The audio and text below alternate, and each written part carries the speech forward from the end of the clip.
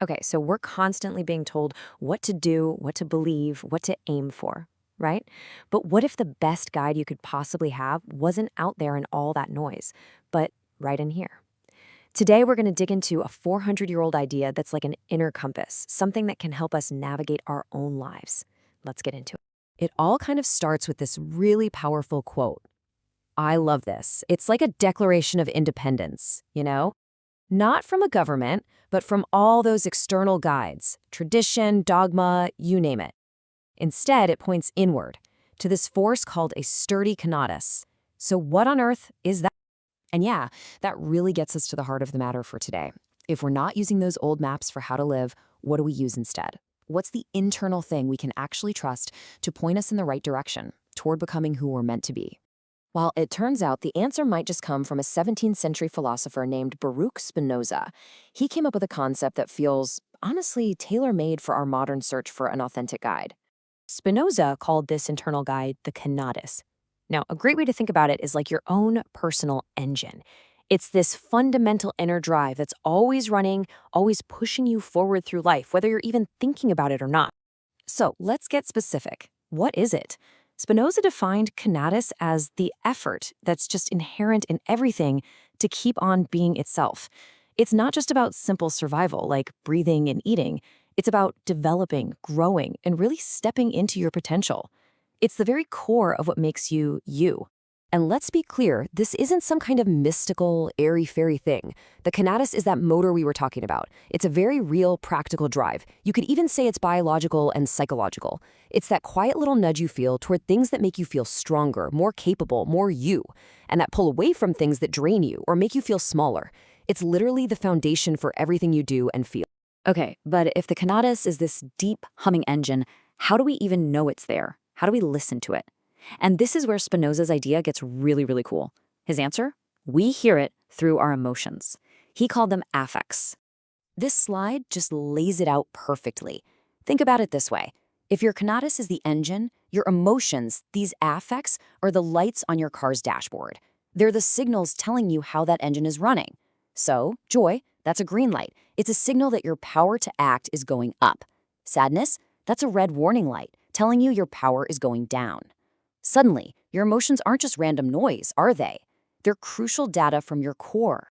So, that's the theory. But does it actually hold up in the real world with our real, messy, complicated emotions? Let's put it to the test. Let's take a powerful, painful emotion, like outrage, and look at it through this lens using a recent, highly charged event. We're going to look at the case of Renee Nicole Good.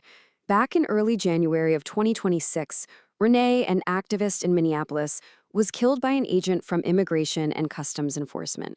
And the event immediately set off this firestorm of public debate and, of course, emotion. So here's what went down. The circumstances were really controversial. The official story was self-defense, but that story was questioned almost immediately by a huge number of people, which led to massive protests. It got so intense that there were even resignations inside the Department of Justice from people who felt the investigation just wasn't impartial. And you can just see here how deeply this whole thing split society. This kind of deep social fracture, or clivage, created this really polarized environment.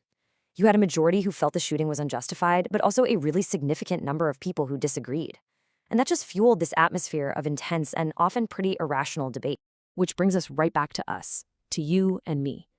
Why does something like this, which maybe doesn't affect us directly, trigger such a deep, gut-level reaction?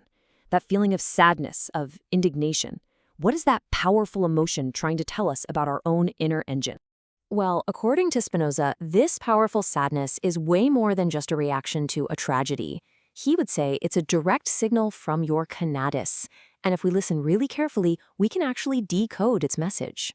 So how do we do that? How do we decode it? Step 1, you experience the emotion, the affect, that intense sadness or indignation. Step 2, you identify where it's really coming from. Not just the event itself, but the social chaos, that breakdown of reason around it.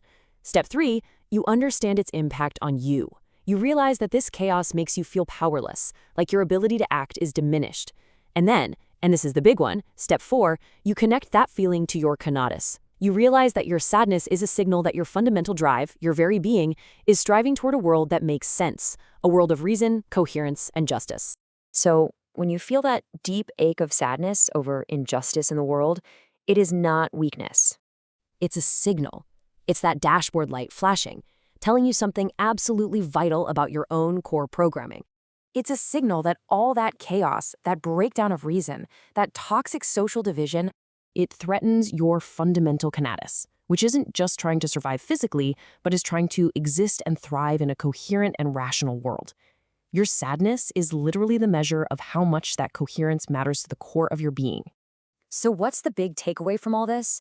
It's that your strongest emotions, they're not random. They are vital pieces of data. They're indicators telling you what's helping or hindering your core drive.